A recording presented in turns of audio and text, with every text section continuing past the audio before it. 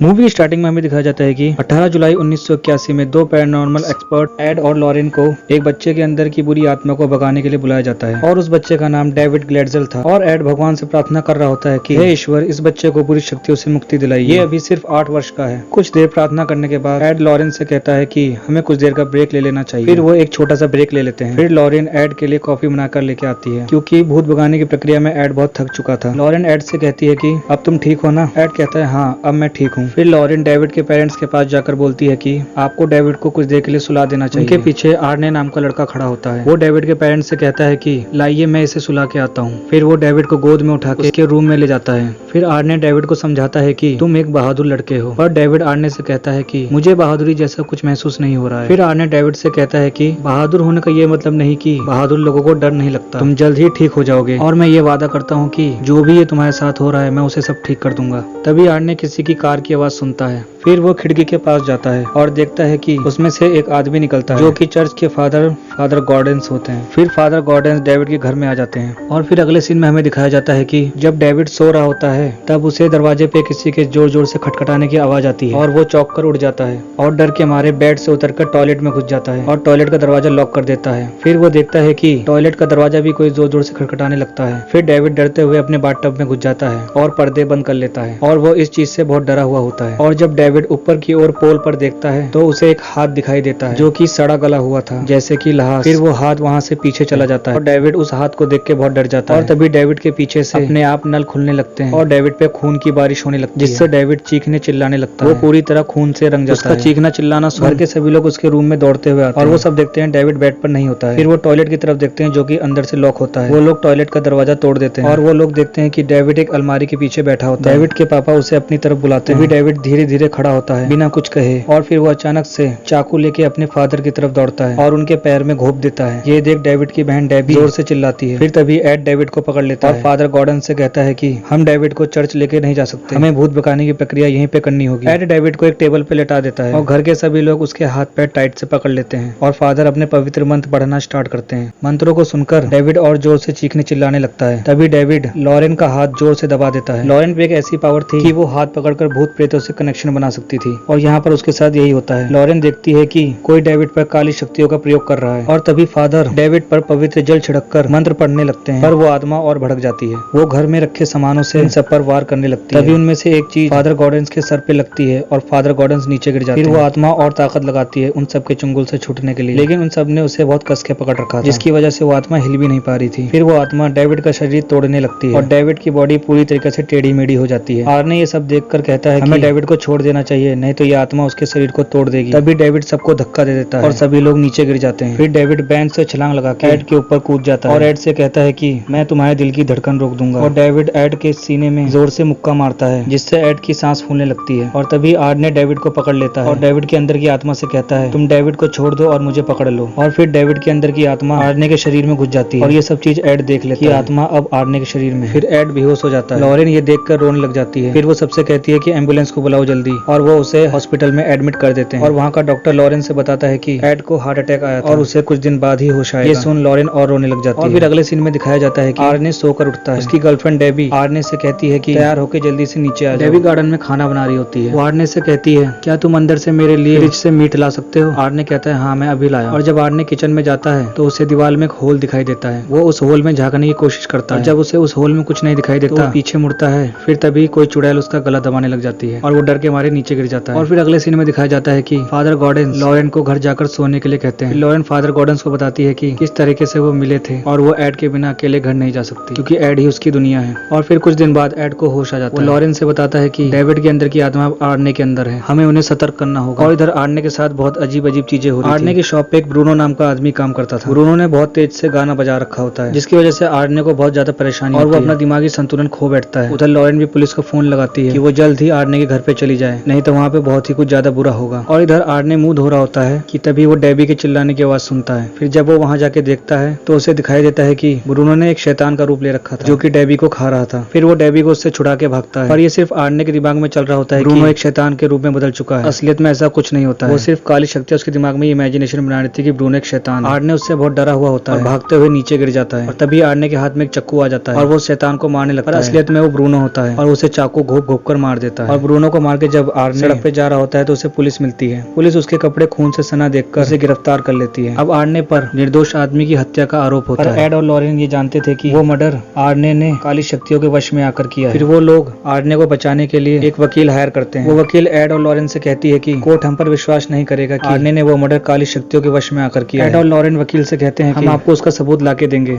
आप ये केस लड़ने के लिए तैयार हो जाइए। लॉयर कहती है ठीक है, आप मुझे सबूत लाके दीजिए और मैं आपका केस लड़ती हूँ। फिर आर्ने की कोर्ट में पेशी होती है। वहाँ आर्ने की लॉयर जज को बताती है कि मेरा क्लाइंट आर्ने निर्दोष है, उसने ये मर्डर किसी काली शक्ति के वश में आके किया था। फिर वहाँ पर सुनवाई खत्म हो जाती है। कोर्ट से बाहर निकलते ही लॉयर एड और लॉरेन से कहती है कि अगर आप लोगों ने जल्दी सबूत ना ढूंढे तो आर्ने को मौत की सजा सुना दी जाएगी। एड और लॉरेन कहते हैं कि हम सबूत जल्द ही ढूंढ लेंगे। ये सुन के वो वकील वहाँ से चली जाती है। फिर लॉरेन एड से कहती है कि मुझे गोश्त का कोई सबूत नहीं मिला, वो किसी तरीके से छुपा हुआ है। फिर एड लॉरेन से कहता है कि हमें इस केस की तहकीकात शुरुआत से करनी होगी। और फिर वो एक टेप रिकॉर्डर में डेविड और उसकी फैमिली की रिकॉर्डिंग सुनते हैं जब वो पहली बार उस घर में रहने आए थे। वो देखते हैं कि जब डेविड अपने वाटर बेड पर खेल रहा होता है तो उसे नीचे से कोई टच करता है। डेविड ये देखकर डर जाता है और उस बेड पर बैठ जाता है। और तभी उस बेड में से एक हाथ निकलता है, डेविड को अपनी तरफ खींचता है। डेविड किसी तरीके से अपना हाथ छुड़ाकर गिर जाता है और ये सब सिर्फ लॉरेन देख पा रही थी। और जिसमें डेविड बताता है कि मैंने घर में सबको ये बताया, किसी ने मेरा विश्वास नहीं किया, जैसे कि ये कोई बुरा सपना हो। फिर एड डेबी से पूछता है वो बेड कहाँ पर है। डेबी बताती है कि वो बेड इस मैट के ऊपर था और उस बेड को यहाँ से हटा दिया गया है। एड जब उस कारपेट को उठाता है तो देखता है कि फर्श काली पड़ी होती है। फिर लॉर्ली अंडरग्राउंड रास्ते से उस फर्श के नीचे जाती है जहाँ पर बेड रखा हुआ था। वो वहाँ पर देखती है कि कोई चीज कपड़े से ढककर रखी हुई होती है जिसके अगल बगल चूहे मंडरा रहे होते हैं। फिर वो एक लकड़ी की मदद से उस कपड़े को हटाती है तो उसे एक जादू टोने का सामान दिखता है। फिर वो उसकी फोटो खींच लेती है। फिर वो सबको फोटो दिखा के बताती है काले जादू का सामान है और मुझे लगता है कि डेविड पे श्राप का असर है। फिर फादर गॉर्डन्स बताते हैं कि इस तरीके के श्राप की जानकारी फादर कास्टर के पास ही मिल सकती है। फिर एड और लॉरेन फादर कास्टर के घर जाते हैं और उन्हें उस चीज की फोटो दिखाते हैं। फादर कास्टर कहते हैं कि मैंने ऐसी चीज पहले कभी देखी है, ये मुझे याद नहीं आ रहा। एड और लॉरेन फादर को बताते हैं कि कोई क्यों बच्चे के ऊपर ऐसा श्राप करेगा। फिर फादर कास्टर कहते हैं कि आओ मेरे साथ चलो, मैं तुम्हें कुछ दिखाता हूँ। फिर वो उन्हें बेसमेंट में लेके जाते हैं और फादर कैस्टर बताते हैं कि मैंने ऐसे लोगों के बारे में 9 साल पढ़ा। ये लोग शैतान को खुश करने के लिए इंसान के खून की बलि देते हैं जिससे शैतान खुश होकर इन्हें शक्तियां प्रदान करता है। फिर अगले सीन में दिखाया जाता है कि एड और लॉरेन को डेनवर से कॉल आता है एक केस की छानबीन के लिए। फिर जब एड और लॉरेन डेनवर पहुंचते हैं तो वहाँ का डिटेक्टिव भी उन्हें वही फोटो दिखाता है जो उनके पास थी, टोने टोटके की।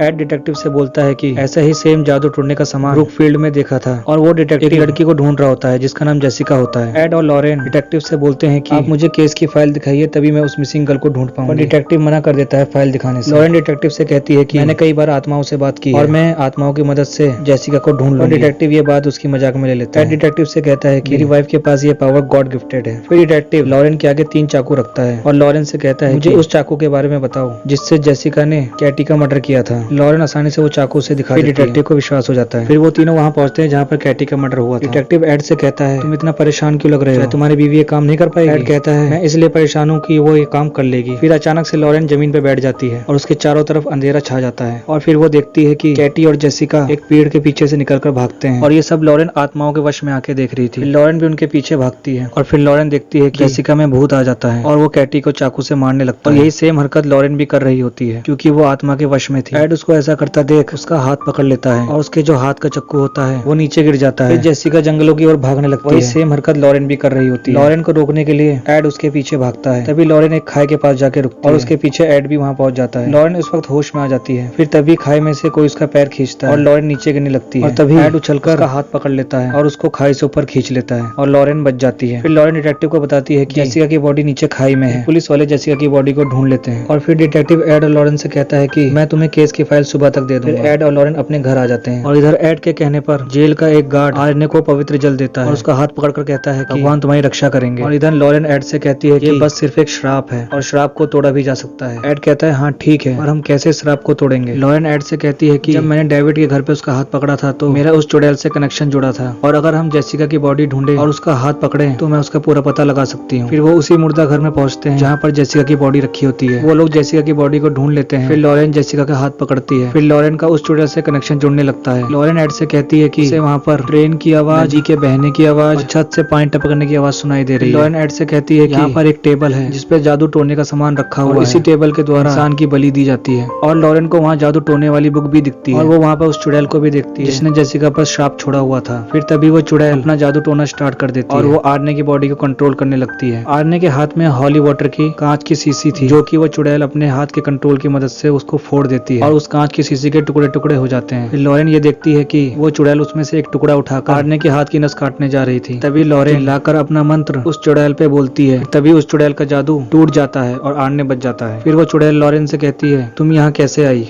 लॉरेन कहती है, ईश्वर ने मुझे यहाँ भेजा है। और तभी रियल वर्ल्ड में वो चुड़ैल एक लहास को जिंदा कर देती है जो कि लॉरेन को मारने जा रहा होता है, पर एड उसे बचा लेता है और वो लहास एक टेबल से टकराकर नीचे गिर जाती है और लॉरेन का कनेक्शन भी उस चुड़ैल से टूट जाता है। लॉरेन एड से कहती है कि वो चुड़ैल हमारे बारे में सब जानते हैं कि हम कौन हैं। फिर एड और लॉरेन एबी के घर वहाँ पे एक लड़का उन्हें काले जादू की किताब दिखाता है जिसे एड पढ़ता है। एड बताता है कि एक टेबल की मदद से इंसान की बलि दी जाती है। अगर हम उस टेबल को तोड़ दें हम उस श्राप को खत्म कर सकते हैं, पर हमें उस जगह को ढूंढना होगा जहाँ पर वो टेबल। एड लॉरेन से पूछता है कि जब तुम्हारा कनेक्शन उस चुड़ैल से जुड़ा था तो तुमने क्या क्या महसूस किया? लॉरेन उन्हें बताती है कि मैंने वहाँ पे ट्रेन के जाने की आवाज सुनी थी और बगल में नदी के बहने की भी, और शायद छत से पानी भी टपक रहा था। एड कहता है शायद वो जगह अंडरग्राउंड है, तभी वहाँ की छत से पानी टपक रहा होगा। फिर तभी एड ये कहकर खड़ा हो होता है कि उसे चक्कर आ जाते हैं और वो बेहोश हो जाता है। और जब वो उठता है तो वो देखता है कि वो एक बेड पर लेटा हुआ होता है। फिर वो उस बेड से उठता है और अपनी छड़ी लेके नीचे सीढ़ियों से जाता है और लॉरेन को बुलाने लगता है। तभी वो देखता है वो विच उसके पीछे खड़ी होती है और वो उस विच से बोलता है, तुमने लॉरेन के साथ क्या किया? वो विच कहती है, वो तुम्हारे पास ही है, और इतना कह के वो गायब हो जाती है। एड पीछे मुड़कर देखता है, उसके पीछे वही लाश होती है जो लॉरेन को मुर्दा घर में मारने आई थी। एड उस पे अपने पवित्र मंत्र पढ़ने लगता है और फिर वो लाश चिल्लाते हुए सीढ़ियों से नीचे उतरती है। और तभी एड के हाथ में चक्कू आता है और वो उस लाश को मारने ही वाला होता है, तभी उसका पीछे से कोई हाथ पकड़ लेता है क्योंकि वो असलियत में लॉरेन को मारने जा रहा था। ये सब मायाजाल उसके दिमाग में उस चुड़ैल ने बनाया था। लॉरेन ये देख डर जाती है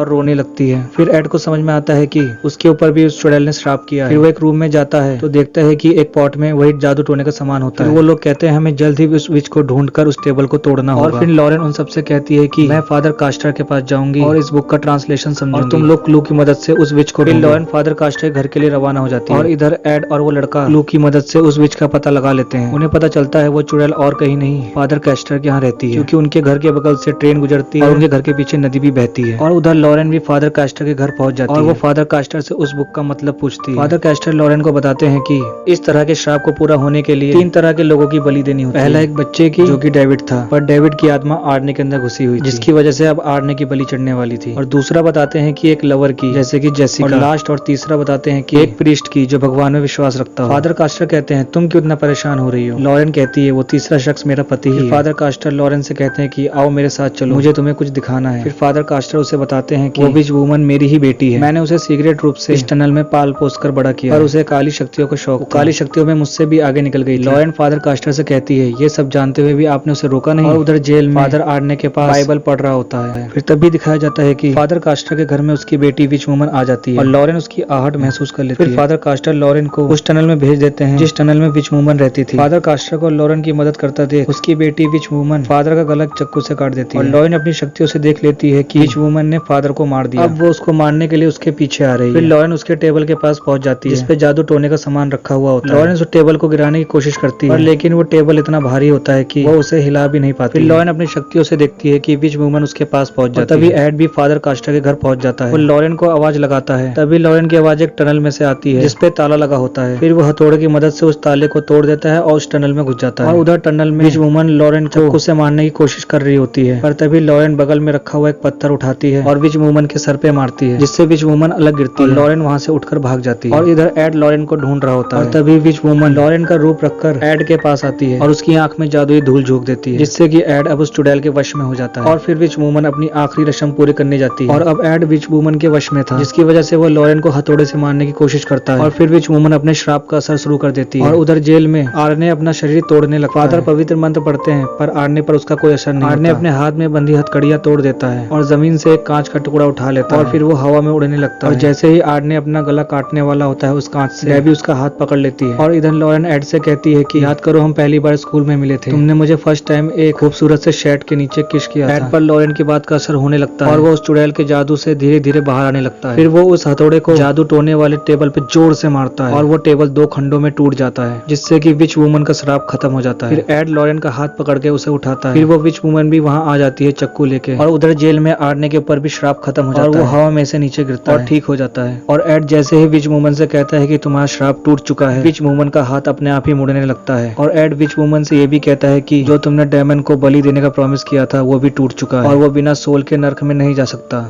इसलिए वो तुम्हें मार रहा है। फिर पीछे से असली डेमन आकर उसे मार देता है। इसके बाद एड और लॉरेन उस टनल से बाहर निकल जाते हैं और तभी एड की सांस फूलने लगती है। एड लॉरेन से कहता है मैं अपनी दवाई लाना भूल गया। लॉरेन कहती है पर मैं नहीं भूल सकती। फिर लॉरेन अपने गले में लगे हुए लॉकेट से एक दवाई की गोली निकालती है और एड को खिला देती है। और फिर हमें अगले सीन में दिखाया जाता है कि एड उस जादू टोने वाले कप को अपने कलेक्शन में रख देता है। फिर हम देखते हैं कि आर्ने को डेथ की सजा नहीं सुनाई जाती, उसे सिर्फ 5 साल की सजा सुनाई जाती है क्योंकि उसने ये मर्डर काली शक्ति के वश में आके किया था। और ये सब दृश्य वहाँ के जेल वालों ने भी देखा था जब आर्ने हवा में उड़ रहा था। फिर 5 साल बाद आर्ने जेल से छूटने के बाद डेबी से शादी कर लेता है। और फिर लास्ट में दिखाया जाता है कि एड लॉरेन को उसी शेड के पास लेके जाता है जिसके नीचे उन्होंने फर्स्ट टाइम किस किया था। और यहीं पे हमारी पिक्चर का दी एंड हो जाता है।